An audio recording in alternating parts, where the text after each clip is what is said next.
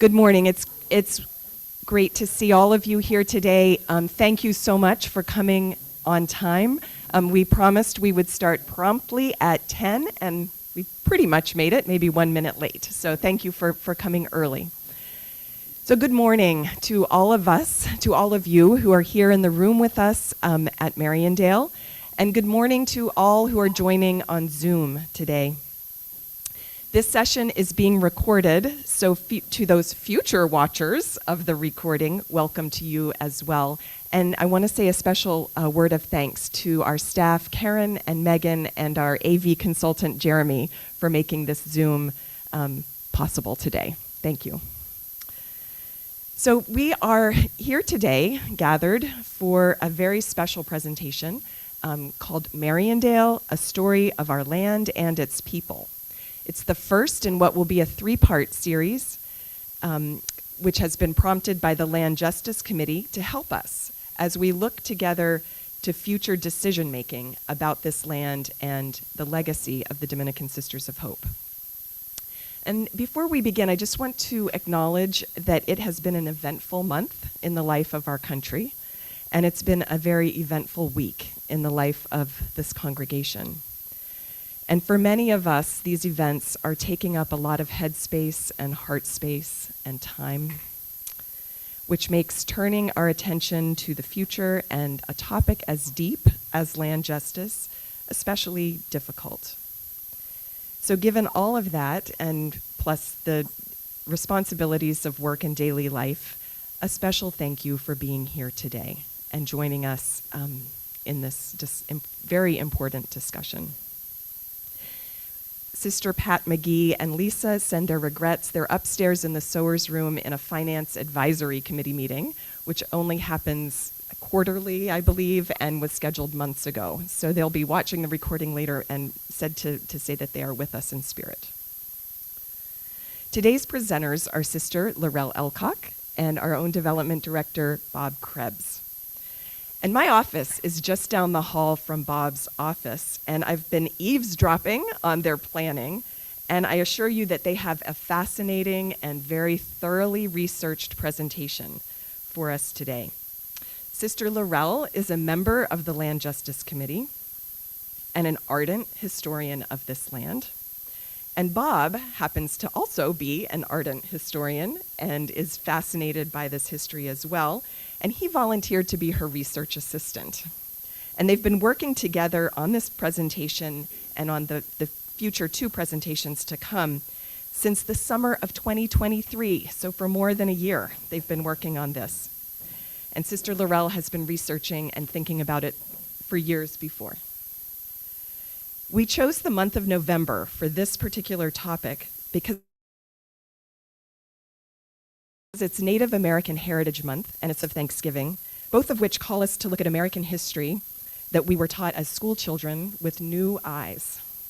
So let's take a moment now for our opening prayer and bring into this space the spirit of the Native American peoples and the spirit of the Dominican Sisters of Hope, present, and those who have gone before.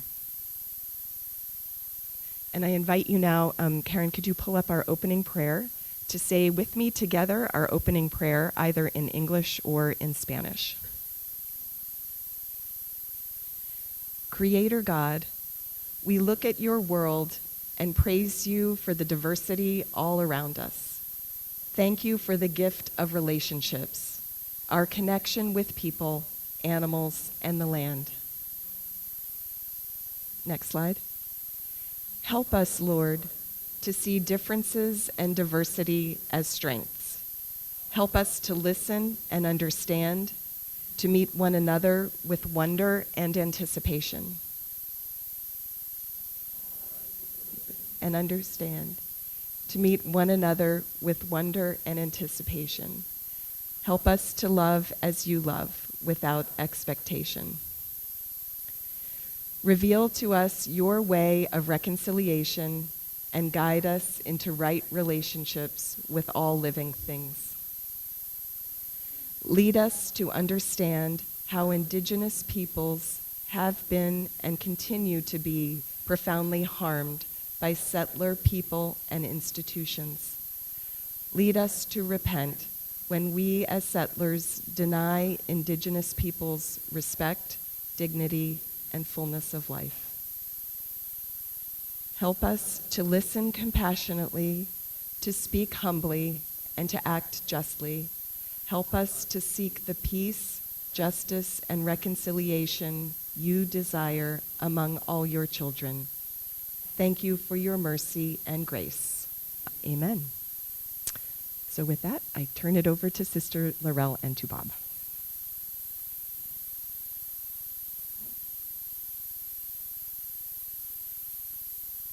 Thanks so much, Leanna, for that introduction. When we first put this meeting on the calendar, and obviously, as Leanna mentioned, Indigenous Peoples Heritage Month seemed the ideal time to do this. We never know what's going to happen around those kinds of dates that are planned in advance. And so we're all feeling perhaps a little sad, wondering what's next. Lots of emotions can come up. But you know, when we talk about history and we really look at what our history has done over many centuries, those are also occasions to be realistic about what are we learning? How have our actions in the past and in the present created some of the issues and challenges that we have today? So in looking at our history, we're looking at the positive and the negative and looking at it through the lens of our own experience and trying to make sense of how can we're not responsible for the decisions of our ancestors. We are responsible for the decisions we make now. And we have to understand history and learn from it to the extent we can. So that's why we're delving into this history. And of course, for both Bob and I, it was quite a journey because there is so much history in this Hudson Valley. There's so much history of this land, and there's so much history in terms of how this land came to be. So we had to pick and choose what to focus on. And so it may seem at times, well, what else happened or what else was going on, and we'd love to go into it. And we had to pick and choose what to emphasize. But we're also conscious that it may raise questions for you that you'd like to explore further. So we do invite you that if you have questions while we're presenting that you would like more information about, we would be happy if you wrote them down on the piece of paper on your table. And if we have any time at the end of the presentation to discuss questions, we'd be happy to see what we can answer. Otherwise, since this is an ongoing process and we're really having 2 more sessions and we'll have always access to email in between, we want to engage you in this history and pique your curiosity and your thoughts about what it's saying to you, what we can learn from it. And so I invite you to really be an active participant. And I realize we all come from different generations. We come from different cultural backgrounds. We come from much diversity right within this room. And so we might have different questions, and there's no bad question. So whatever you feel rising in you of what you'd like to learn more about, understand better, we're happy to try to address it. Not that we have all the answers. It's been a real learning experience for Bob and I to go through this. Actually, when I was growing up, I really didn't like history. It was so much dates to memorize and who was the king, etc. Only in later years, I really began to appreciate more what history has to teach us. So there's a wealth of information out there. I was amazed at how much there was available to uncover and how much we never learned in school. And because we are different generations in this room, we may have learned different things depending on in what years you went to school. So bear with me. What I think is important to highlight is coming from my perspective of what I learned in school, what I was never taught, what I had to learn fresh now at this stage of my life. So with that, I just invite you to stay engaged from your own perspectives and enter into what we're saying and how it affects your thinking, your way of looking at the land. And we're actually going to start with looking at the history of the land itself, which is a much, much longer history than the presence of the humans on the land. And so we know that land stays, and it's humans that come and go. And so we have to acknowledge the value of the land itself and what it can teach us. But then we also have to realize how in every generation, depending on culture, government, human nature, many, many different things happen on the land. And so that's what we were trying to delve into in this series of presentations. So I now like to turn this over to Bob, who's going to take us on a cosmic journey. Okay. Thank you, Sister Laurel. Just briefly, how I came to this project. It started over a couple of lunch conversations in which Sister Laurel was talking about the research, and I love history. It's my undergraduate degree. And I would constantly ask her questions and poke my nose into it and talk to her more about it.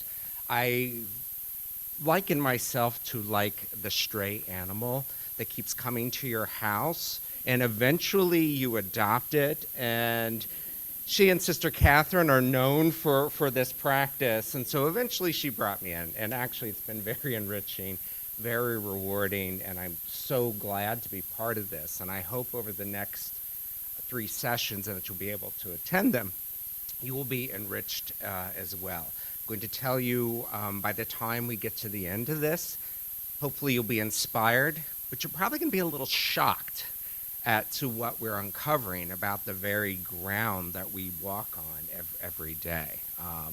And it's important as we delve into what land justice means. So one thing to tell you too. So when we looked at this and we discovered, all right, we have 18.3 billion years to cover, how are we going to do this? So when we divided into 3 parts, Sister Laurel had already been engaging many years, hundreds of hours, many books, many seminars, lots of accordion folders into this first part of this history. She may have a book in her yet with regard to this, and if you don't believe me, ask Sister Catherine. She'll verify all of this. And so we realized that neither one of us could be that expert for all 3 of these. So she's really the expert, if you will, for this first part. She will be modest about it, but she really does know a wealth of information. And like she said, we talked about so much, and we can only share just the most minimal with you. One other order of business before I start. Sister Laurel said, oh, it's been many years since I've been a teacher. I'm like, you're a natural at this. But for some reason, this teacher decided to go get a prop. I will leave this to your imagination why she needed a long stick for the presentation. All right, if we could pull up our first slide, enough shenanigans, and we'll get on with it.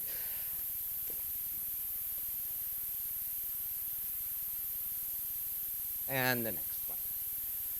All right, so we do recognize that every religious faith and most cultural traditions have a creation story.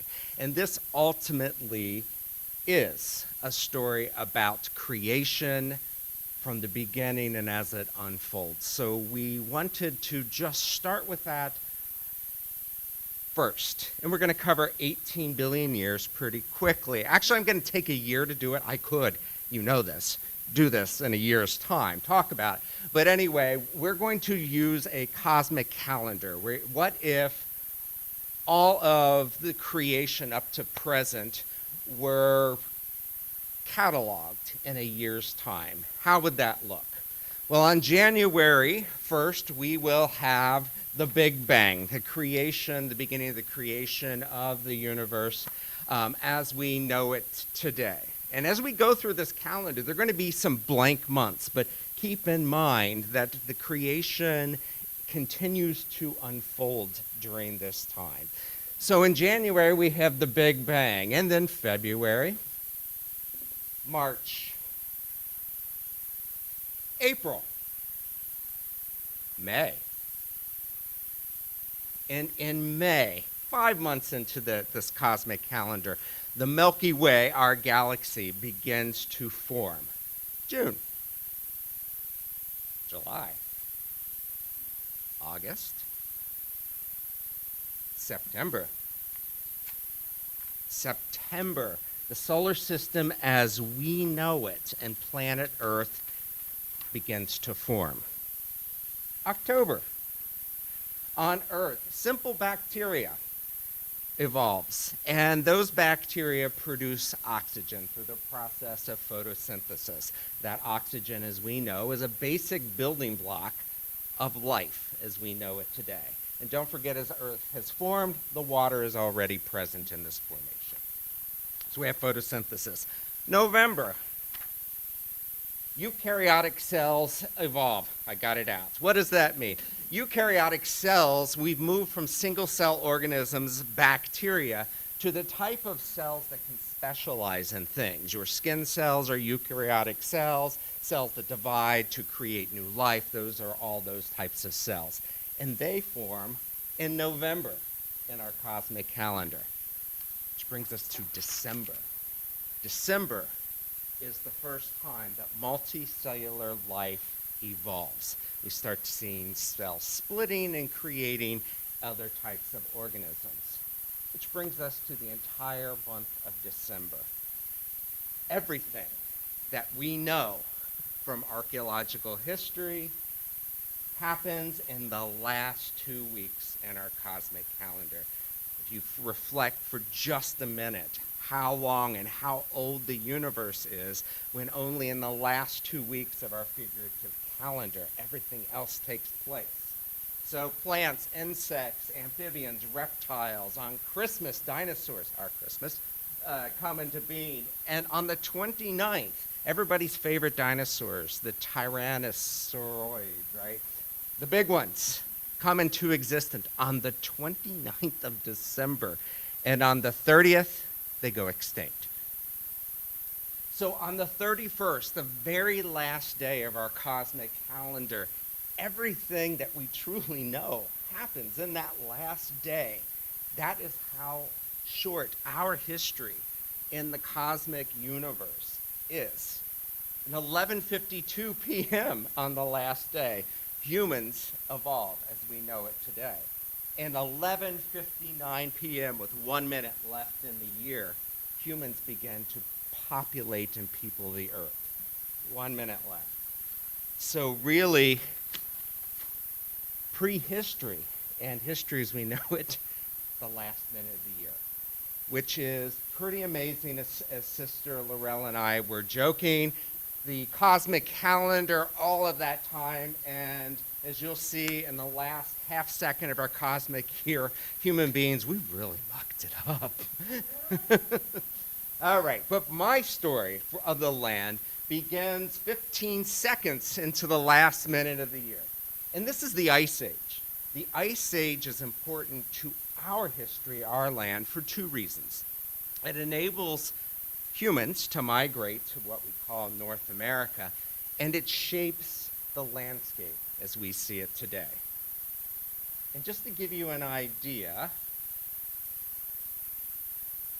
there we go, as to what the Ice Age is. There have been fun cartoons, people talk about that. If you can see this, at the very bottom of the screen, that is the modern city of Chicago. Oh, yeah, use your... pay attention. The very bottom of the screen, that is modern-day Chicago. That is the glacier. Yes, I won't hit the screen, I promise. I know we paid a lot for the screens. That is the glacier. In its thickest part within the Midwest, it's 2 miles thick, which is hard to fathom. And then it took 10,000 years for that glacier to form. Now, New York, we're on the edge. We're actually on the southernmost point where the glacier went. So it's not quite as thick. It's only about a half mile thick. And if you want a little bit, if you were standing on Manhattan Island and you were looking to the Hudson Valley, World Trade Center, the new World Trade Center 1, is not nearly as tall as the glacier that you would be looking at here. So again, just an idea of just how massive these sheets of ice are. Next slide, please. And so why are they important? If you can imagine a 2 mile, or in this case, a half mile thick sheet of ice. If you've ever had the opportunity to visit a glacier, I happen to be blessed to do that this summer, you'll realize that a glacier is moving. All the snow packed, it's warmer at the bottom and colder at the top. So snow is added, it's melting at the bottom, and it's actually moving forward and going backwards. And it's like a giant bulldozer. If you go over to the Rockefeller State Park, you'll see a giant boulder, huge. Some of you may be familiar with it, 20, 40 feet tall. That's a big range. The glacier just deposited there, and it's still there today. But what if you were standing here 10,000 years ago, after the Ice Age, you would see exactly what we see today in the history of our land. Next slide. Use the pointer here. The other thing that was important is the glacier actually, that mountain of ice, there were 2 ice sheets, and there was some melt in between, exposing land. And so that enabled people to cross from Asia down to where we are today. So we would have been in one of the areas, and a little bit south, the first areas that were peopled. Why was the land exposed? Well, you may not realize this, that water that was formed way back in whatever month it was in our cosmic calendar.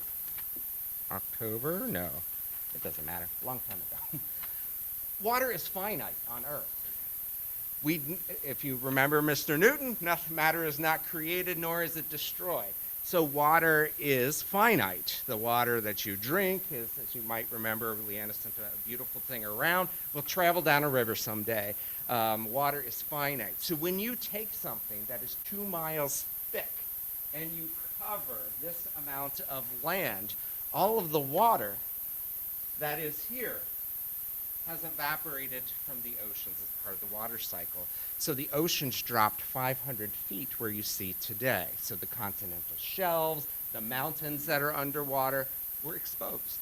And that enabled people to walk across and come here. So, human life in North America. Oh, by the way, this is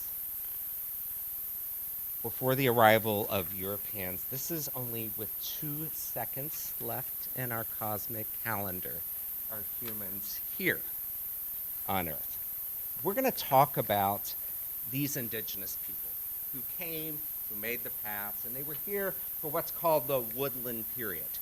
And that period begins about 1500 BC to 1500 AD. So for 3,000 years, these people were here. They developed culture and life, and we're going to talk just a little bit about what their lives were like in that last 2 seconds of the cosmic year. And this is you.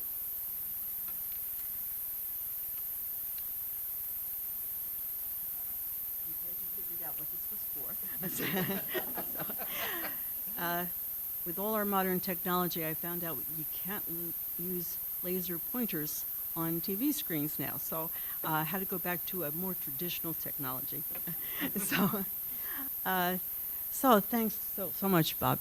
So obviously, the history of the land is much, much older and more enduring than the history of the humans on it. And so we now move to, what about those humans on it? And of course, the migration of peoples, indigenous peoples, to the continents, of North, Central, and South America, which was, again, as we know from the history we did study in school, wasn't known to the people in the other continents of Europe and Asia. So they didn't really appreciate the millions of inhabitants in these continents. And we don't really know for sure how many people there were, because there's no written history from the viewpoint of the indigenous people. And of course it was constantly moving and changing. But from rough guesses that are made, there could have been anywhere between 3.8 million and as many as 18 million people that were living just in North America. And this is at the time of around, let's say, around 1500, right around the time that the Europeans were in their exploratory period, looking for a route to the Orient and looking, going to the East. So, next slide, please. What we do know is that all of these indigenous people were not just all living in little isolated groups. There were many trade routes that were okay. Thank you. This map is an estimate of all the many different routes there were that connected the different tribes, the different groupings of indigenous people throughout the continent. And it might surprise you to see how many routes there were. And what kind of trade goods did they trade? Well, that listing is just a partial list. It's what we are able to surmise from archaeology and different geological findings. All kinds of skins and furs, pottery, corn, meat, etc. All of those items that you see on the screen were all things, different areas having different needs. Some things more easily grown or harvested or caught or killed, or made. All things were of interest in trade, which is not unlike what was happening in other parts of the world. When we compare the fact that why are the Europeans doing all their exploration? Because they had been engaged in trade with the East, and they were looking for different routes, maybe shorter routes, less dangerous routes. And so it's like in human nature that you have access to certain goods and resources in your local area, but you find out there are things available in other areas, other climates, other ecosystems. And so trade is a common, I guess, human nature as we seek to advance and understand better our environment and how to cope with it. So these trade routes extended not just in North America, which we see here, but all the way into Central and South America.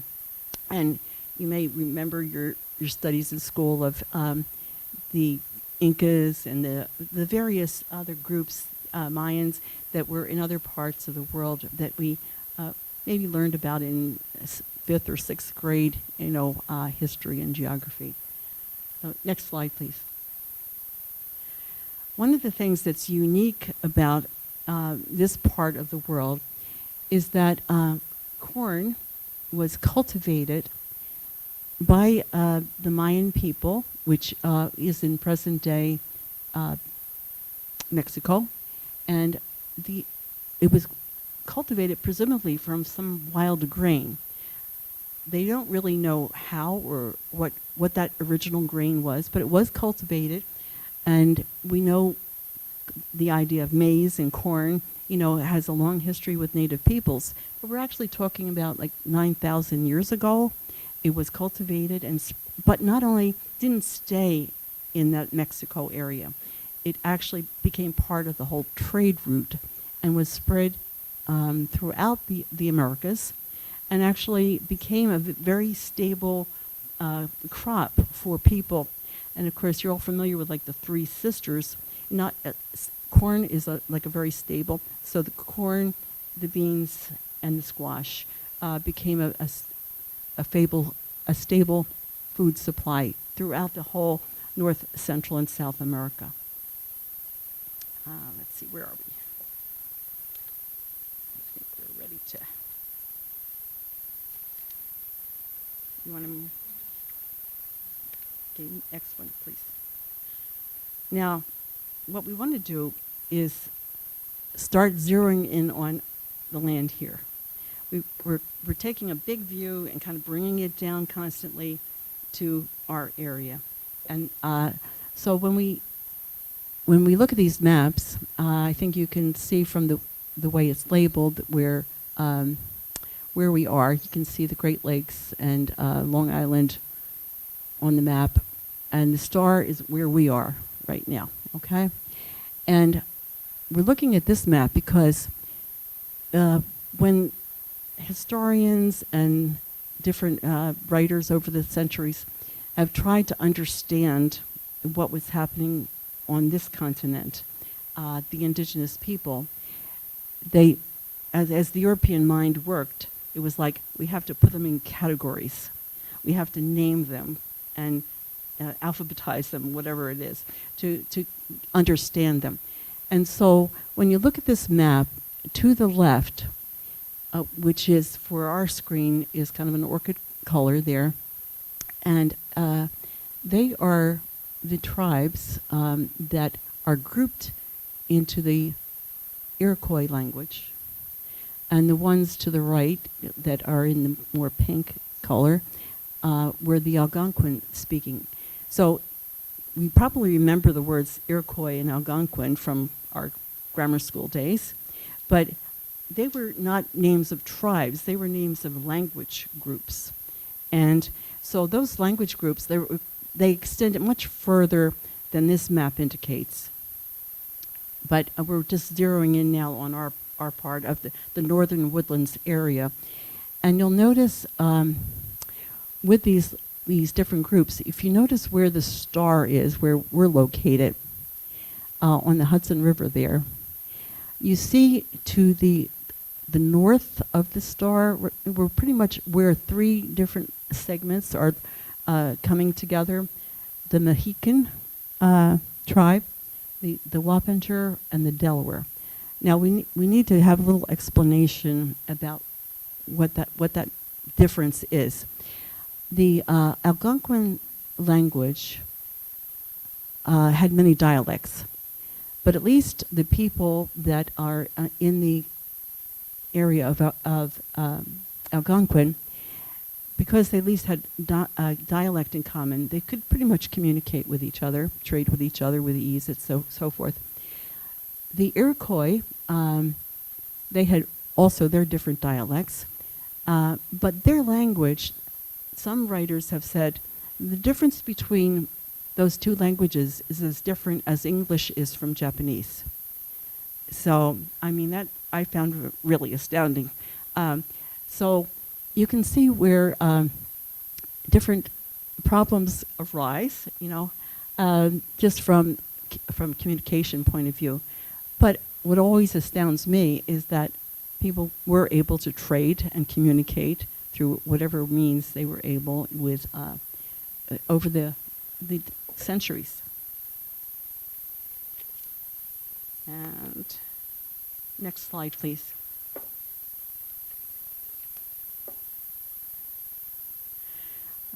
Now we're kind of zeroing in a little more. It's a little different way of looking at the area. The area that's shaded in 3 shades of green is what is now being referred to in more popular writings that are available to us is Lenape-Hokan. And that word simply means the homeland of the Lenape. Now, Lenape, it roughly translates, as it says, the people, or the original people. Very broad term. It wasn't really ever used from the colonist point of view as a tribal designation, but more as a similar grouping of people that were more peace-loving and sometimes very decentralized. So they weren't organized as some of the groups were in very highly organized, you might say, governmental systems. They were loosely organized. They identified more with their village. And that's why we see throughout that whole area that's in green, the Lenape had three main dialects that are distinguished by the different shadings of green. It really covered, the whole area covered the lower Hudson Valley, all of New Jersey, into Delaware, and down that coast. So, and also western part of Long Island. So, what maybe distinguished them, if you look closely, they're all gathered around rivers. They were known as river people. The Delaware River, well, and I'm using, as you see, I'm using our contemporary words for places, just to make it a little easier to understand from contemporary. Obviously, these were not the names that the native peoples called them. So they were centered around the Delaware River and the lower Hudson River, and all the tributaries, that fed into them. So all of the villages tended to be along the rivers and along the tributaries, which is understandable. Natural food, a source of fish and water that are needed for life. So the ones in our area, again, look where the star is. That's where we are in that lower part of the Hudson Valley. They spoke a dialect of the language that was of the Algonquin language that was called Munsee. And so, as we experienced with the native group that was here this summer, that were the Stockbridge Munsee Mohican. Now you're hearing again, where did those names come from? The Munsee was the name given to the Lenape people that were in that lower Hudson Valley, New York City, western Long Island area. Okay, and the Mohican actually again were Algonquin speaking, but again a different dialect. But they could communicate and trade and interact with each other. So the Lenape people identified with their village name, and we'll see what that means for us. Next slide. Again, we're zooming in a little more, and we've heard the names, a lot of these names on the screen, if you can see them, of Esopus, Wappinger, Haverstraw, Minnesink, Sinsink, Ramapo, Tappan, names that are familiar to us as place names now. They were all I'll call it the English version of the indigenous people's name of their village, where they were located, the grouping that they had. So Sinsink, they could identify their location as, because as we have even on signs on our property, comes from stone upon stone. It said something about how they viewed the landscape, the geography of this area, and there was a significant village of indigenous people, of Munsee indigenous people, there living. So names like we're familiar with, like Wappinger, which has survived in the naming of a town in the area, was a form of Eastern, and Tappan, as you see there, cold water. So all of these names, how the native peoples identified themselves was where they were living, their village, their territory, the area where they supposedly, we'll say set up shop and lived as a base. Doesn't mean they stayed there all the time. But next slide, please. So many of you know this little bit of history. The village of Sinsink was the name of the native village that was in this area originally. When it became colonized, you're going to see the name was changed to Sing Sing. And does anybody know how it got changed from Sing Sing to Ossining? Yeah. With the prison being built here in the village of Sing Sing, that's how the area got to be known by the prison. And so, of course, the colonists say, well, we have to distinguish ourselves from the prison. So they changed the name of the village to Ossining, just a kind of a very general variation of the original. Okay. So, next slide, please. And now we're going to turn this back to Bob. So,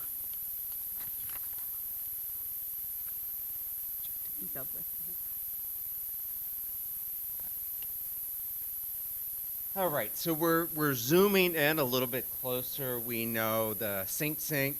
They are the people who called themselves the people of the stone upon stone.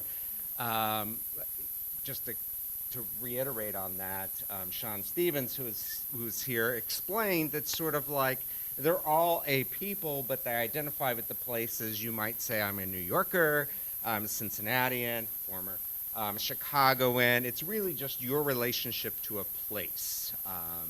Chicagoans don't exist as a separate entity. Say, you need to stay close to the mic so the Zoom folks can hear you. Sorry, Zoom people. If I do this, I'll start like performing. Anyway, so we're going to talk about if you were standing here anywhere from 500 to 1,500 years ago, what you might see of the people who were inhabiting here. Just briefly, if we fast forward a little bit, the European, when they came here, often referred to the indigenous people as savages.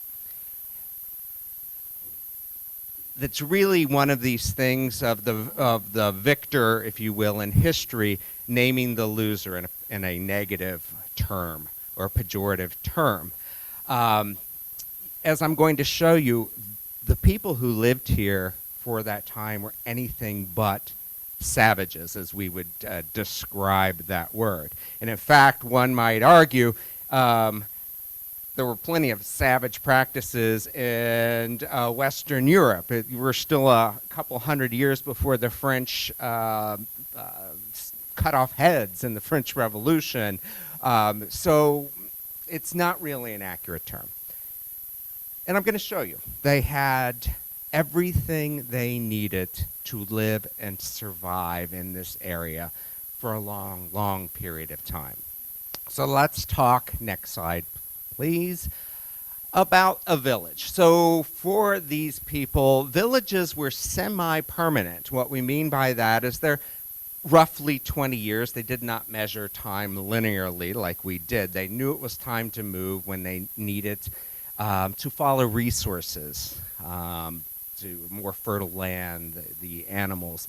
But that was the most permanent. It was the villages. They were longhouses. You may remember longhouses from your grammar school as a Native American dwelling.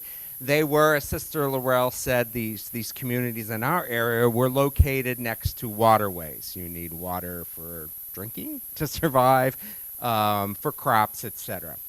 These little villages or large villages, there is a lot of historical question as to how large they could be. But they were centers of community life, just like any community would be today. There was socializing, there was ceremony, there were religious practices going on, there was, of course, cooking and hunting. But the interesting thing is what we know is the human activity was very balanced with the natural environment. They were very in tune or in touch with the world around them. We'll explore a little bit of that in a second.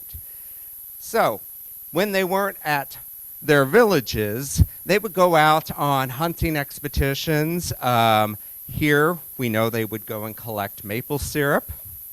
Of course, fishing. They would create camps. So the camps are wigwams. So they would take saplings where they would go. They would band together the saplings in a dome shape. And here in this area, they would cover them with bark. And there was an opening in the top, a circular opening for a campfire. We're laughing because the original slide made it sound like there was a campfire in the hole. But anyway, that was us being silly. But anyway, the camps were temporary places, and they would go, it was believed seasonally. You would go in the spring to fish, in the warmer months to hunt. They also had cultivated food sources. As Sister Laurel pointed out, corn or maize had made it into this area. Fun fact, they ate both kinds of corn. So you may have learned, they just ground the corn into flour. Yes, they did, but they ate what we would call sweet corn as well off of the corn, off the stalk. They had developed, which you may have heard, a type of agriculture called the Three Sisters. And familial relationships are very important. That's why Three Sisters. There's a little spirituality to that. But the corn grows tall. The squash shelters the corn roots to keep it moist in the ground and to keep the sun off of it, because corn is very sensitive to sunlight at the bottom. And beans would grow up the stalk. Now we are learning that there was actually, Regina, right, a fourth sister, pollinators, sunflowers. They understood the importance of having plants, as we do in our garden here, that would attract things necessary for the fruiting process. All right. Back to the cultivated resources. So they understood, and they were very sustainable with controlled burns. They would burn small sections of land, understanding that that was part of a natural process or cycle of life. As we know today, those burned areas create nutrients in the soil, and it's an onward cycle. Where they cleared the land, they were very conscious, we know, of what they used with it. So saplings would be used for shelter, for wigwams, trees for constructing longhouses, and so on and so forth. That's the size of the cultivated area largely depended on the size of the community. So they were also gatherers. You know, we know this living in the Northeast, there's a lot of food and resources, and they made plenty use of it. So there are fruit trees, persimmons, wild plums, which we don't even know if they still exist anymore, nut trees, berries, strawberries and blueberries and blackberries, which we also call raspberries, grow wild here, we know this. Roots and tubers, they would collect cattails, which you see, I had no idea that the shallow marshy areas, there's a tuber, a root that you can eat from the cattail. There were other roots like Jerusalem artichoke, what we call Jerusalem artichoke, that you can dig up the same way we dig up potatoes. Field greens, the wild onions, eggs from turtles and birds, always careful not to take all of the eggs. They understood that you needed eggs for generations of animals. And of course, herbs and mushrooms as well. Fishing. So again, they had an understanding of the ecosystems, when you fish, when you don't. And right here on the Hudson River, right outside, if you slide down the hillside and carefully cross the railroad tracks, we know from historical pictures, Mara's over there, that it was much more shallower before climate change out here. There were sand spits that the sisters used to sunbathe on, and that's in part 3. You don't want to miss that.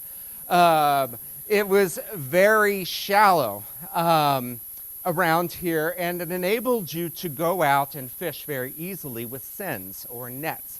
That practice continued for several hundred years, even after the Europeans came. And how that worked is they would create a net from bark fibers or tree fiber.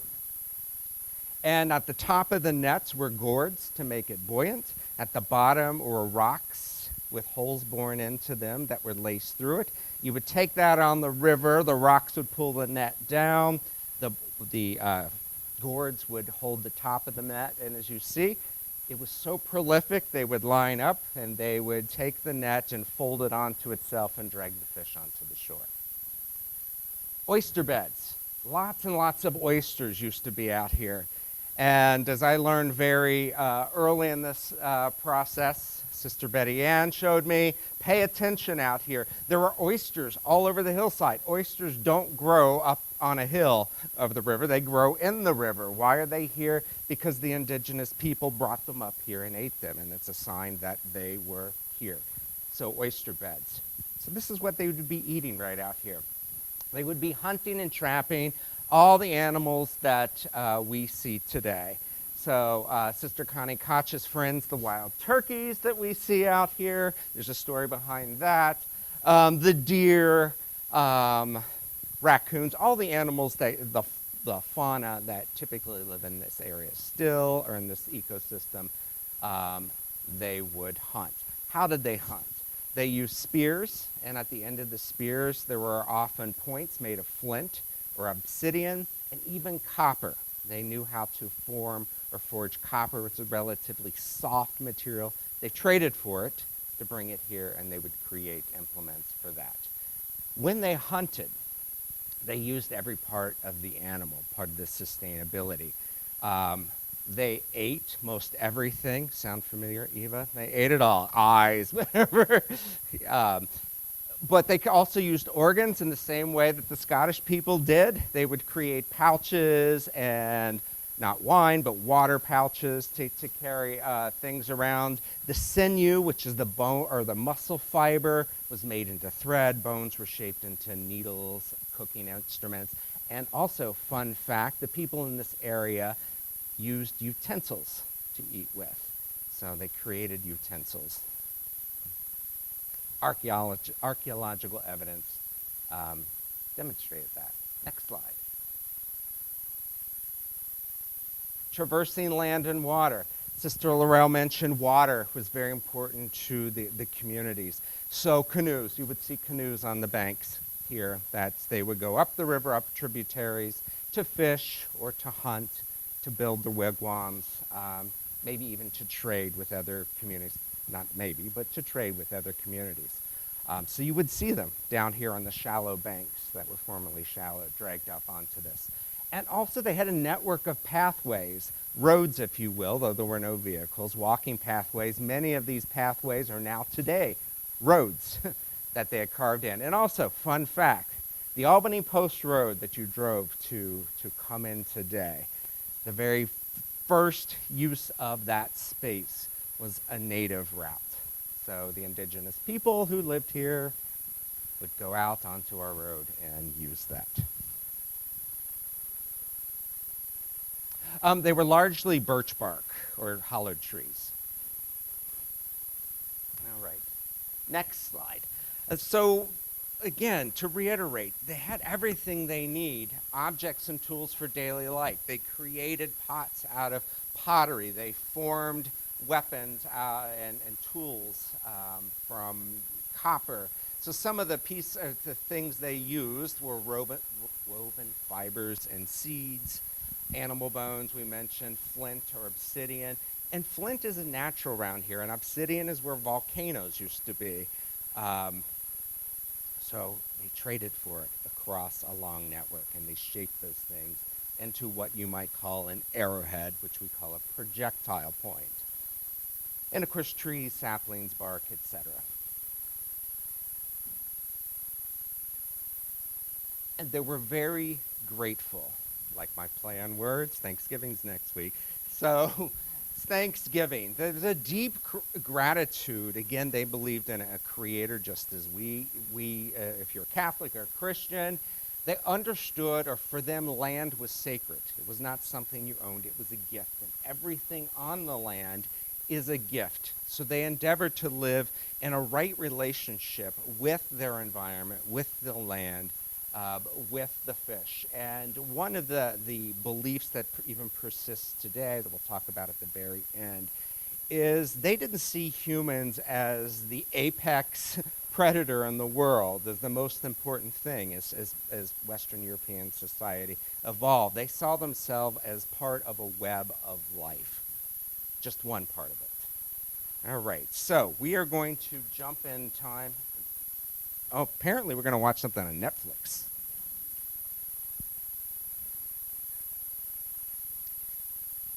So back to our cosmic calendar. We only have 1.2 seconds left in the year, and the Europeans have come.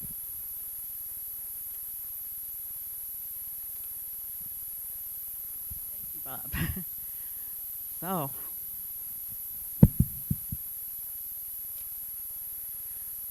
So, of course, all this balanced living in this web of life that the Native Americans had developed over centuries for themselves was obviously significantly disrupted by the arrival of the European explorers. And so we're going to take a quick look at the early explorers and before we get into the details of what that impact was. So the first European contact was right at the mouth of the Hudson. And those of you that are New Yorkers are very familiar with the Verrazano-Narrows Bridge. And if you've not known the source of that name, Verrazano, it was the Italian explorer, Giovanni de Verrazzano, who was from Florence, but he was working for France. And he actually came as one of many explorers in what the Europeans were calling the New World. It was new to them. He came over, just 500 years ago, exactly. It was the spring of 1524. And he had been exploring along the coast of this continent.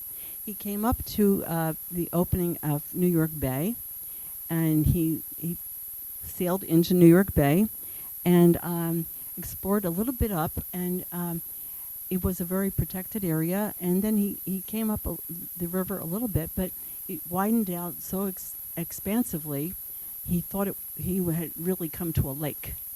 And what complicated his exploring any further was that a storm came up, according to the story, and forced his ship back out to sea. So instead of staying around and doing any more exploration, he continued on his way. So that was the first contact that the indigenous people of this area had with the European explorer. There were other explorers. Spain and Portugal had been doing extensive exploration more down in the Caribbean area and South America, Central America, but there was the first explorer to touch on in this area as far as we know. And so that was the first contact. So he did come back to his home base with stories of meeting indigenous people and observations, but he was not in contact for very long. Next slide is Henry Hudson. Now, Henry Hudson, of course, stays with us for all these generations now because the river is named after him. When he came, that was like, as the slide says, 84 years after Verrazano. So things did not happen quickly. I mean, the exploration was ongoing. There were many explorers coming from various European countries, coming and touching into different parts of the continent, Canada, etc., further south. This was the next time that a European explorer, actually came into the area that we call the Hudson River and that whole Manhattan area. So he was English, and he had done exploration for England, but actually they kind of got tired of his lack of success, and he was hired by the Dutch East India Company to do some exploration for them. So even though he was English himself, he was working for the Dutch East India Company.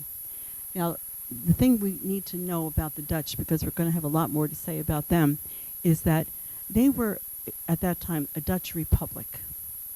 So they were very different than some of the other European countries that were still monarchies. And so they were probably the most liberal European country at the time. This was also the time after the Reformation, and so there were still a lot of religious wars going on, a lot of stress with regard to religion, and subgroups that were forming, different Protestant denominations forming. And so it was the one place where a lot of people came to take refuge. It was not under like a strict monarchy. It was a much more liberal country. And so we're going to see when the Dutch do come, there are many different nationalities that had all landed in the Dutch Republic for various reasons, religious persecution or whatever. So he navigates up the river. He does stop in a few places along the way, does encounter the various communities that he meets along the route, and he explores all the way up as far as present-day Albany.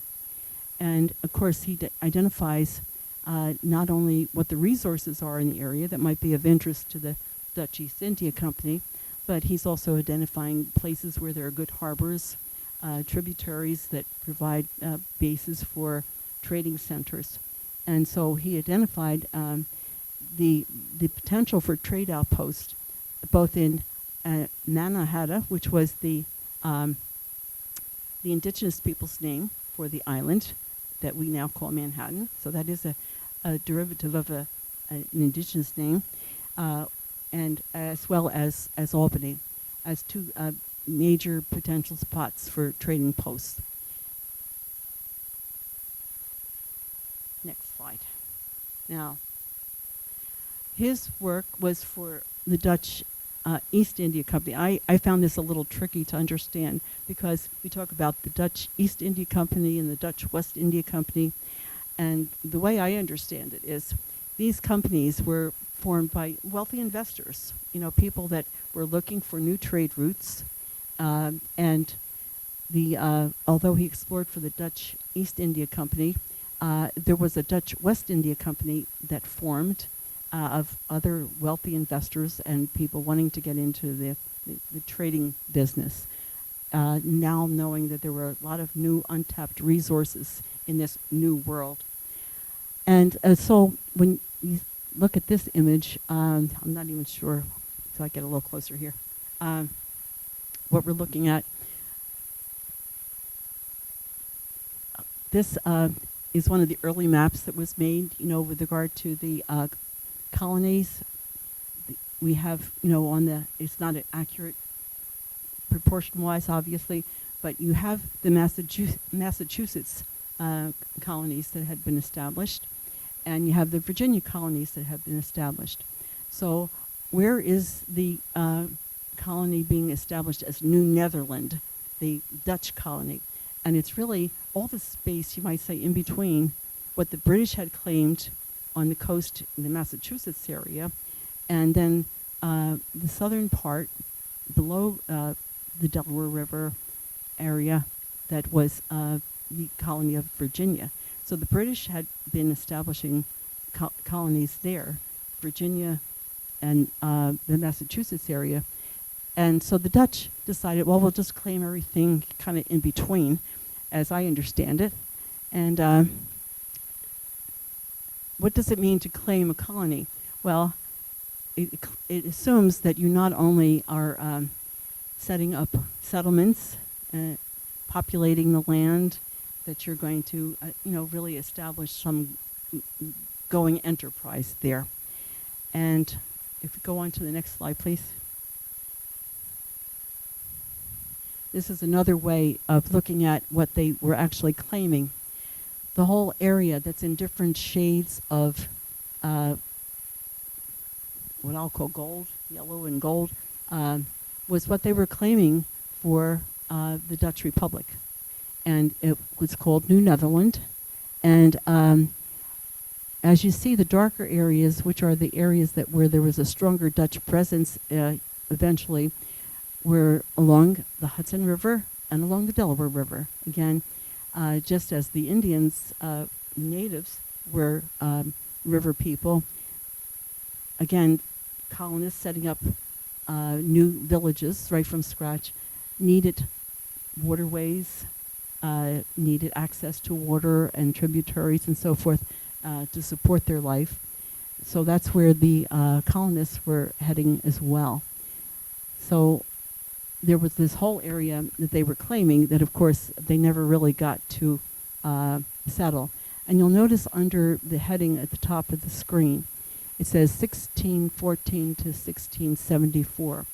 Actually, this is like the total lifespan of the Dutch presence in our part of the world. And actually, it was in 1664, 10 years earlier, that the British first came in and just took over the area. But given that there was constant, you might say, fighting or moving in on each other's territory, there were a period of 10 years in which the Dutch lost control of Manhattan and the Hudson Valley as we know it, and that, again, through different negotiations, they were able to reclaim it briefly in 1674, but again, that didn't last very long. The British presence had gotten very strong in the area, and the British colonists who were already there in either the New England area or south of the Dutch area were kind of moving in on their own. So this gives you a sense that of how extensive, when countries were claiming land, they would just stake out, you might say, a claim for broad areas. But their challenge was, well, how do you really put down stakes? How do you really claim it? You have to have people that are willing to move there, set up shop, engage in normal activities of commerce and all the things needed for daily life. So, next slide. So, what were the commercial development priorities of New Netherland?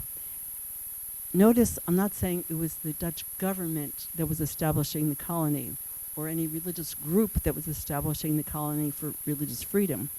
It was a commercial enterprise. It was the Dutch West India Company, which was a board of very wealthy investors and traders that had been in the trade business with the Orient. They were now expanding their activity to this area.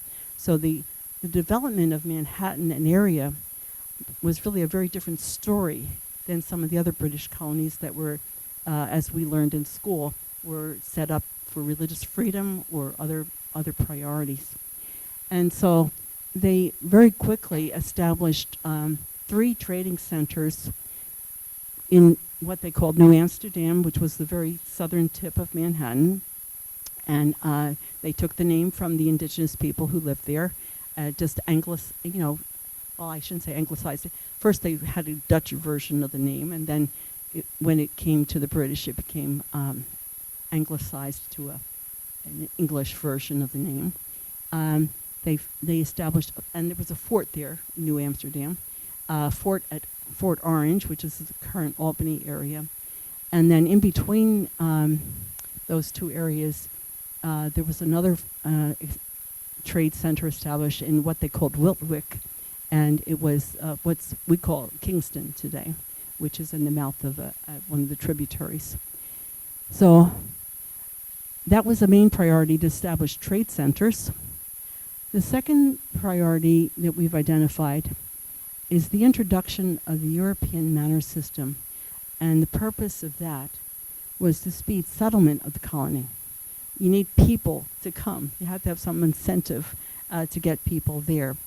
And we know there was a feudal system in Europe for many generations, where the lord of the manor would own a vast estate, and then people who did not own land were the serfs or the workers on the land who didn't own the land, but they made their livelihood by working the land for the lord of the manor.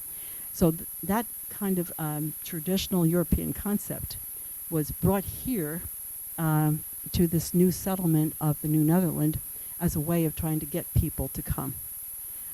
And the third priority in the establishment of New Netherland was creating a labor pool through the African slave trade. Now, this Dutch West India Company was having also plantations in the Caribbean, and they were going to western and the southern tip of Africa in the slave trade to bring slave workers to these plantations that had been set up in the Caribbean. So now those were already happening even before this new colony was established in this area. Next slide. So the most important element of the trade initially was fur. Now again, you have to know a little bit about what was going on in the rest of the world. Europeans were very much into hats made out of beaver skin.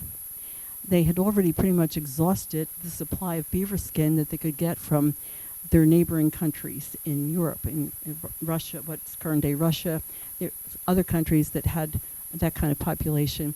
There was such a demand for beaver skins, that they were looking for new sources. Now here was an untapped resource, and so one of the main items initially was the fur trading post, and it's hard to imagine how great the demand was. They were actually looking for thousands and thousands of beaver skins. Okay, and you can just imagine what impact that has on what happens locally then. The native population was not opposed to trade. They were used to trading among their other villages, but now here was a whole new source of items that could improve the quality of their life or make their life a little easier. Instead of having to make all their own tools, they could trade furs for axes, awls, things that would enhance their life, fabric, beads, things that were suddenly new to them, very desirable to them, and so they were, in one sense, very eager to enter into this kind of a trade. But at the same time, there was certain suspicion of one another because, let's face it, the Europeans did see indigenous people as not obviously as scientifically and culturally advanced in terms of production and a supply of goods and so forth. They considered them as inferior, but they were willing to trade with them, negotiate with them, and initially it seemed to work. I'm going to go to the second priority. The first priority was trade. The second priority was the manor system. Now, the Dutch adopted the manor system as an incentive to lure wealthy investors to the New Netherlands. And the first major manor that was set up was actually up in that Albany area near that trading post. And the Kilian van Rensselaer, then that name should be familiar to you also, he was a very wealthy investor. He was one of the board members, in fact, of the Dutch West India Company, so he had a little in there. And he was given major amounts of land, like close to 1 million acres of land as his manor. Again, there were requirements to what you had to do if you were given the right to a manor. Next slide. So what was this manor system, which was also called a patroonship, and the lord of the manor was a patroon. The owner of the land became lord of the manor, as we said, based on the European model, and the right to it was so extensive that it would be passed on to his heirs when he died. He was the one who had the responsibility to negotiate a deed of sale with any of the Indians who might be living on the land. And of course, we're going to talk a little more about that. What sale of land meant to the Indians was very different from what sale of land meant to the colonist. And it was so extensive, his power, that like this was his domain. He had all the legislative and judicial power over any of the tenant farmers, employees, or even slaves that were brought to the colony, to the manor. So that means he was literally a lord, and there was no other governmental system in place anyway that would have any kind of a legislative power. And but now the caveat here is that in order to retain control of this vast piece of land that he has been given, it's his responsibility to get the settlers to come. And so he had to have at least 50 people settled there within the first 4 years of getting this grant of this land. And he would have to bring people over even at his own expense in order to get them to come, because it was risky. You're coming to a very undeveloped area. You have to start from scratch in developing a farm or a business there.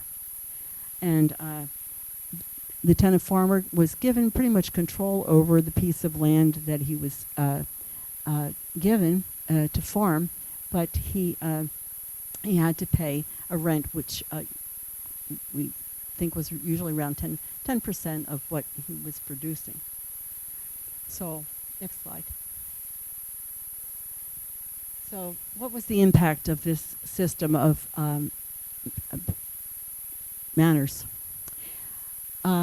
It was a way that these wealthy investors, who were already wealthy, accumulated unimaginable wealth. It was they not only accumulated wealth, they accumulated power, and they gave them political clout as well with whatever was evolving elsewhere in the area at the trading posts and with the Dutch West India Company. And what I found really astounding was when these manors were established, and this didn't happen all at once. The one in Rensselaer's establishment was the earliest, and that happened totally during the time of the Dutch Republic control of the area. But even after the British took over in 1664, they discontinued the system for the time being. And so initially, during these early days of colonial, whether it was under the Dutch or later the British, there were these vast manors. And four of the most outstanding ones, and again, you'll recognize some names here. The one we just talked about, Van Rensselaer, which was near the Albany area. Then on Long Island Sound, Thomas Pell had a manor of significant amounts, and that became eventually the area known as Pelham Manor. And Stephanus Van Cortlandt, we also are familiar with because that's very near here, that got the Van Cortlandt Manor. And Frederick Phillips, which is what we're going to be focusing on more intently, is the whole 22 miles on the east bank of the Hudson River, which now became known as Phillipsburg Manor. And these are only some. There were other land patents that were given that were merged into larger manor properties eventually. And so when you look at all of the manor, the land that was just granted through the Dutch West India Company to promote settlement, we're talking about 7 million acres of the land claimed for New Netherland, which was a majority of the land, was allocated to these wealthy investors, and they became lords of the manor. And one of the side effects that was maybe unintended. Because of the system, the land was owned by the lord of the manor and only rented to tenant farmers. They couldn't own the land. It really did limit the settlement of the whole area. And since the farmers couldn't own the land. So, and as I already mentioned, this system was kept in place even after the British took over in 1664. Next slide. So we're zeroing in now on the Phillipsburg Manor because, again, if you look at the map, here we are.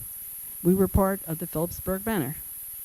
And if any of you have visited that historic site down in Tarrytown, which is just a very, very tiny portion of the Phillipsburg Manor that was preserved eventually, this was a huge piece of property. It was 52,000 acres, and as you see on the map, it was 22 miles long along the Hudson River because it went from the Croton River on the north down to the Spuyten Duyvil Creek on the south, and on the east it was somewhat bounded by the Bronx River. So this is a huge amount. Now, just as a side issue, this was the Phillipsburg Manor Upper Mill property. It was not the only property that the Phillips family gained as manor. They had other pieces of property that weren't directly connected to this piece of property as well. So they eventually, many of these lords of the manor had hundreds of thousands of acres of property that they controlled. So you can see, the other thing I want you to notice about the map is where that star is. We're on the very upper northern end.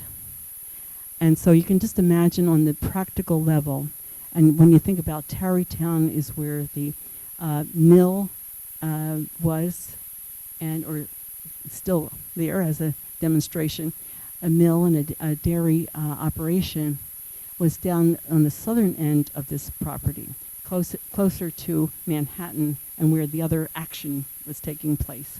So that far end of the manor was one of the last parts to really be paid attention to by the Phillips family. Okay, next, please. Now, what did all this colonial activity do in terms of the indigenous people? Well, as we already mentioned, initially, when the impact was minimal, the numbers were small coming to the colony, there was some mutual benefit. The Dutch West India Company was getting thousands and thousands of beaver furs. The indigenous people had access to trade for fabrics, axes, knives, etc. All very mutually beneficial initially to improve the quality of life of the native peoples, and but you can see how things can break down rather quickly. Next slide, please. As the population of colonists came, the cultural misunderstandings regarding land use and ownership. When the indigenous people signed land deeds, and there's a famous story about Manhattan being sold for the equivalent of $24. Well, the native peoples didn't understand ownership of land. They did understand arrangements. They understood being able to let another group use land and for a period of time, but it wasn't supposed to be like something permanent. And so there was still enough land that people, the indigenous people, could stay and for a period of time, and not interfere with what was going on with the colonial traders. But that soon changed as more people came. It caused competition between tribes because if many of the different groups of natives are looking for the beaver pelts or other furs, you can soon see there's a depletion of the supply. and clashes that occur. There were a number of really bloody wars that broke out based on accusations of the colonists against the indigenous people and vice versa. And we can't deny the fact that there were bloody wars where both colonists and indigenous peoples in the area were killed, and also sometimes captured. And if native warriors were captured and lost that particular battle, they could in fact be deported to some of the Dutch West India Company plantations in the Caribbean to work as slave laborers. Next. Also, what also it seems shocking is like epidemics of smallpox, influenza, measles, other diseases that were unknown in the continent were brought in by the colonists, and it is estimated that 90% of the population was wiped out by diseases. Now, just that alone, with the competition for trade and so forth, what happens with a group of people? What if in your village, wherever you should live, 90% of the people are wiped out by epidemic? Now, we know a lot of people died during COVID, but nowhere near those numbers. What happens to every aspect of daily life? It's just incomprehensible of how you survive that kind of an impact. And we're not even talking about the impact of the introduction of alcohol to the native peoples. That was not part of their culture, but it was used, also a way of getting control over the indigenous people, introducing alcohol, and they didn't know how to handle it, so to speak. So what are some of the survival strategies of the people in light of all that happened as a result of the colonial trade business set up there? We know that pretty much by 1750, there were very few native villages, people left in this area. It had been devastated principally by disease, for which they had no immunity, wars, genocide. There was actually genocide in the sense that there are stories of colonists who had a real grudge against maybe a group of them would go and during the night and actually set fire to their camp, killing men, women, and children as they slept in their camp, burning their cornfields, and so kind of took away their access to their basic food supply. So the only way people can survive is to do what they can to either save their culture or to be integrated into the new culture, and that's exactly what happened. A number of the indigenous people, they ended up selling their land piecemeal to pay off debts, to pay for goods that they needed, and then by migrating out of the area to areas that were not being controlled by the colonists, joining with other tribes, and that's why I think we see the Stockbridge, Munsee, Mohican groups greatly reduced in their own population, joining with other groups that also had been reduced and forming new communities where at least they had some common language or dialect. So they were able, when they can join with other tribes, at least they can maintain something of the whole tribal identity and memory. But there were those who did get assimilated into the colonial society. There was marriage, there was conversion to Christianity, which didn't automatically mean that they would become assimilated, but they were, again, trying to accommodate just for survival and engaging in the local economy. And so these were all a devastating impact on the life as we described. It was their life prior to the arrival of the colonists. And so I'm going to just let Bob wrap up now with some concluding thoughts about what all this meant. Almost there. There's a lot of history to cover. So just again, so everybody understands the timeline, we know for approximately 3,000 years, indigenous people who more or less identified themselves with think, lived, worked, loved, cultivated, etc. on our land, or what we call our land now, that we steward, Mariandale. 1685, that permanently changes when Frederick Phillips purchases this last tract. And by purchase, again, just to reiterate, native people, the indigenous people, did not understand buying and selling of land. Nobody owned the land. It was something we lived with. So this idea of purchase, something that was new to them and perhaps not always understood. But in 1685, Mr. Phillips acquires this land here, and we will tell you what happens thereafter. So we wanted just to, again, to wrap up, an indigenous-led group kind of summarized what we hope that you saw today, sort of this clash of Western European values with indigenous values. And again, as I just mentioned, land is not something that's owned. It's something that's sacred.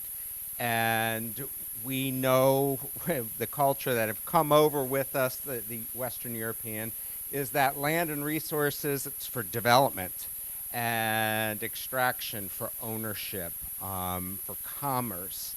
All you have to do is drive up the road and see no trespassing signs, even on unoccupied land. So it's a very different viewpoint. Next, there's another one. Okay, humankind. As we mentioned before, that in the indigenous worldview, humans are part of a web of life, part of the cyclical nature of creation. In Western worldview, human beings, we are made to dominate creation. Next slide.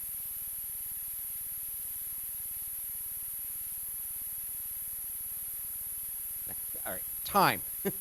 So we've been presenting everything in a linear structured time. That is a very Western European way of looking at it, and we're always looking to the future. We have dates, years, months, we look at this. And again, for the indigenous worldview, they understood sunrises and sunsets and moon cycles and so forth.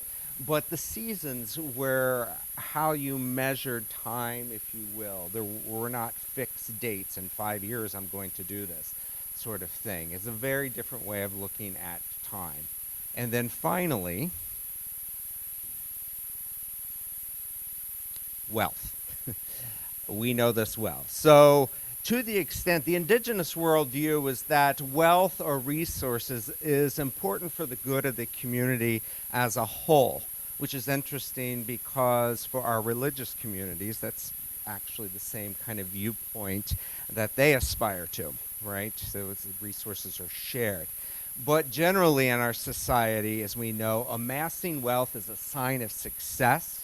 It's your personal gain. It's what you give to your heirs. It's what you spend. It's your yachts, et cetera, et cetera.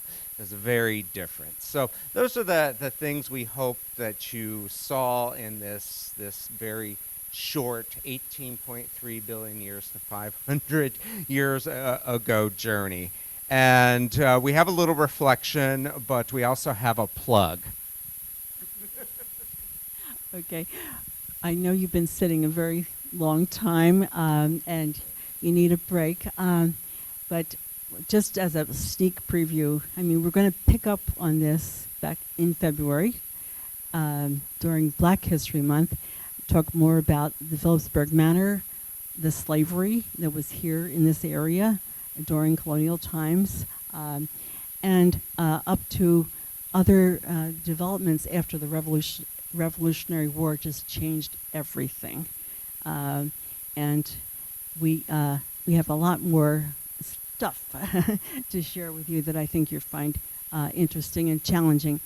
So We don't have time for questions today, but I hope if you do have questions about anything we said or things you'd like to know more about, please let us know. We always can send things out on the Hope list.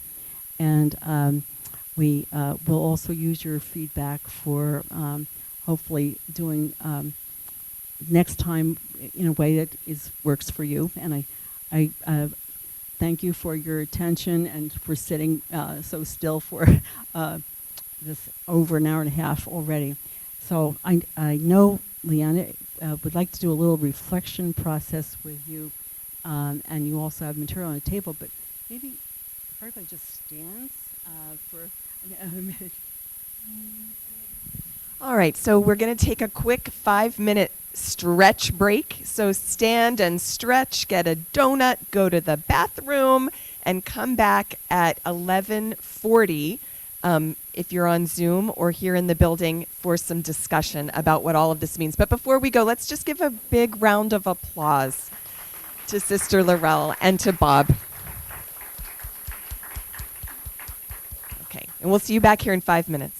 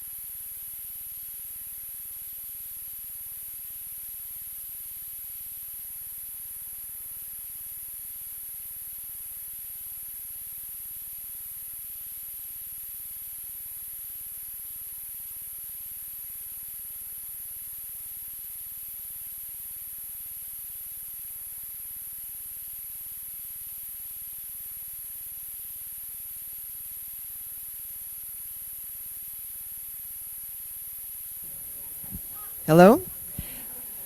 All right, if we could start making our way back to the tables, get your final donut, sip of water.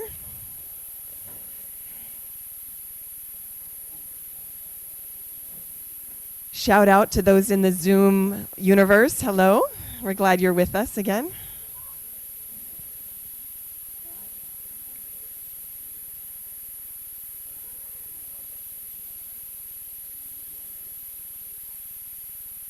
So if everybody could come back and take their seats, please. We're going to spend a little time discussing the meaning of all of this and our own personal thoughts, reactions, and feelings to what you've heard today. All right, if everyone could please take your seats, and Bob, pay attention. I'm going to get out my stick. No. Just kidding. All right, so is everyone back and gathered? So thank you again, Sister Laurel and Bob. I think hearing all of this history is so important as a first step for figuring out what to do about it. First, you have to know it. You have to tell the truth about it. And as part of the process of figuring out what to do, a few years ago, the Dominican Sisters of Hope created a land acknowledgement statement, which is what you see on the screens. So if you could just look at it, and we'll just think about it as we read it. We, the Dominican Sisters of Hope and the Center at Mariandale, acknowledge this land on which we stand as gift of the Great Spirit's creation and the ancestral home of the Lenape people. These indigenous people lived in the Hudson Valley for millennia before the European settlers came.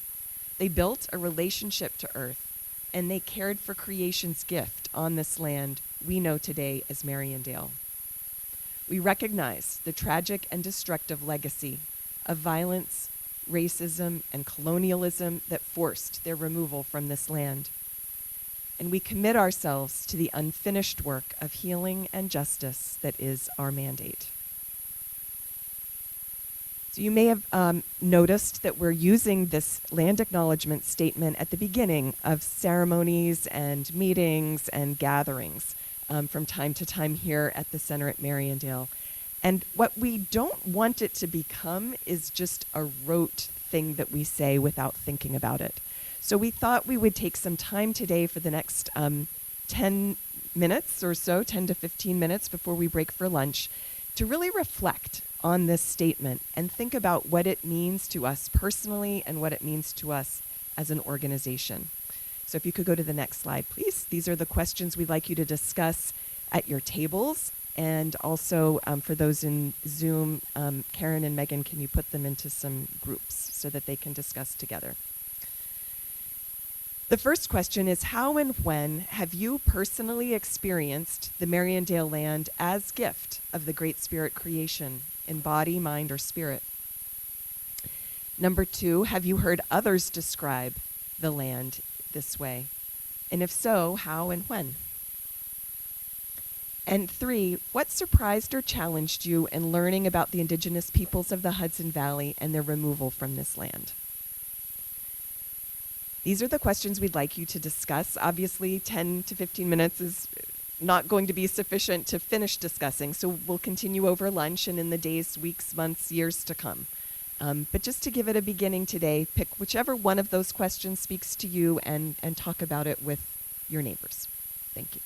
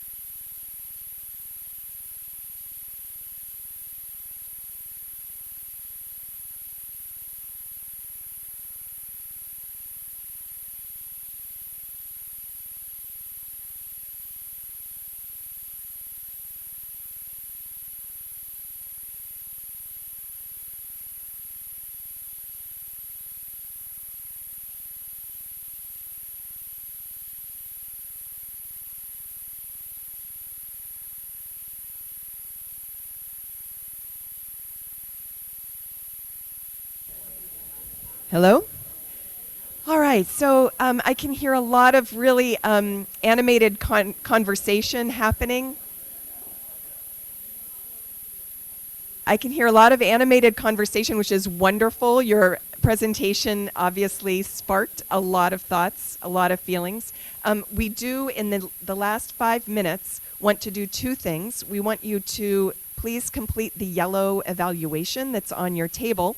And we'd like to give also an opportunity for each table to say one thing about question 3. Question 3 was, what surprised or challenged you about this presentation? Or was there anything new to you in this presentation? So first come, first serve. If you have something to say, we'd love to hear from you or from Zoom. And we'll send you, those on Zoom will send by email the evaluation as well. And I'll come to you with the microphone. All right. Kathy. No, so we thought it was really cool. Like the whole presentation was really good, very informative. But we were talking about the location names and how they're relevant. You know, now that we're here and we see a lot of these names and so on, they were talking about. What was the name of that place again? Right. We were just saying how they're all sort of all make sense now as we're thinking about like the historical aspect of it, how it all sort of interconnects and stuff like that. Great. Thank you. Another table, or from Zoom.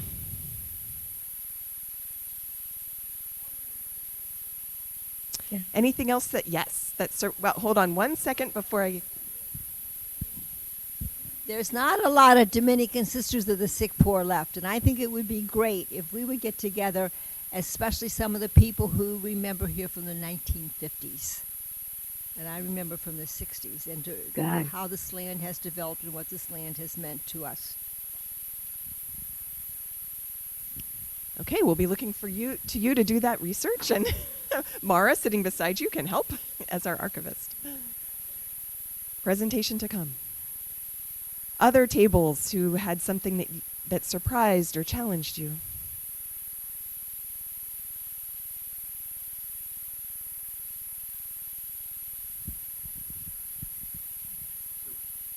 I found it fascinating the comment about the Iroquois and the Algonquin and the language differences, and the significant language difference, and in working with Sean and Winona, there's a lot of commitment to studying a language, and and passing on that language tradition. So it all makes it it more sense, and also more complex too, in terms of what all that entails. Okay, someone on Zoom can Sister Mary, go ahead. Yeah, I'm just so grateful for all the research that Bob and Laurel have done, the amount of time and energy, and to consolidate it to make it at least digestible within this amount of time that they did it for me.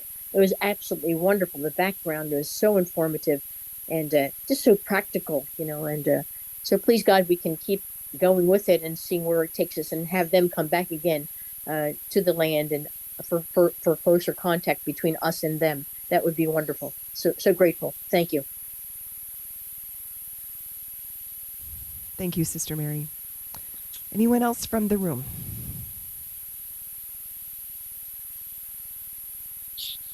I could only add that I had an office up here for a number of years. Every day I walked these grounds, around up and down the river, and all the animals that we have here then, and even today, you still see them all. So it is a wonderful opportunity. It's just a great experience.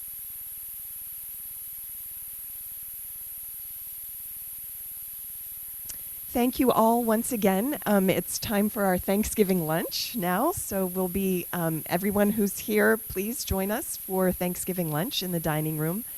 Leave your yellow sheets on the table. We'll collect them. And we'll be back in February for another training, and we'll send the date and calendar invitation out to you shortly. So thank you all very much.